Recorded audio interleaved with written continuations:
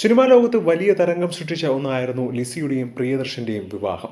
അതുപോലെ 30 വർഷങ്ങൾക്ക് ശേഷമാണ് ഇരുവരും വേർപിരിയുന്നുള്ള വാർത്ത ഏറെ ശ്രദ്ധ നേടിയത്.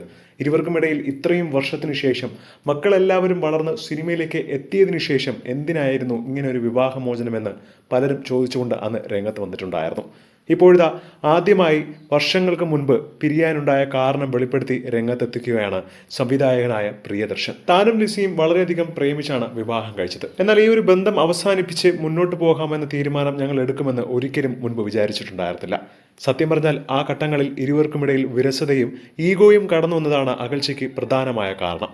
കുറച്ചു വർഷങ്ങൾക്ക് ശേഷം തന്നെ ഞങ്ങൾക്ക് പരസ്പരം മിസ് ചെയ്യുന്നു എന്ന് മനസ്സിലായപ്പോഴേക്കും വീണ്ടും ഒരുമിക്കാം എന്ന് തീരുമാനിക്കുകയായിരുന്നു. 32 വർഷത്തെ ദാമ്പത്യത്തിനൊടുവിലാണ് ഒരുതരം വിരസതയുണ്ടായത്. പിന്നീട് വേർപിരിയുകയും ചെയ്തു. എന്നാൽ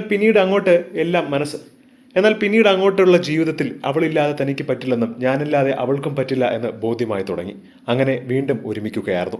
10 വർഷത്തെ വേർപിരിയലിന് ശേഷം വീണ്ടും ലിസിയുമായി ഒരുമിച്ച് താമസിക്കാൻ തീരുമാനിച്ച വിവരം അടുത്തിടെയാണ് പ്രിയദർശൻ ഒരു പരിപാടിയിൽ പങ്കെടുക്കാനെത്തിയപ്പോൾ പറഞ്ഞത്. തങ്ങളിപ്പോൾ ഒരുമിച്ചാണ് താമസിക്കുന്നതെന്നും എന്നാൽ അതൊരു വിവാഹമാക്കി മാറ്റി ചടങ്ങുകളൊക്കെ കഴിക്കാൻ തനിക്ക് താല്പര്യമില്ല എന്നാണ് പ്രിയദർശൻ വെളിപ്പെടുത്തി രംഗത്ത് വന്നത്.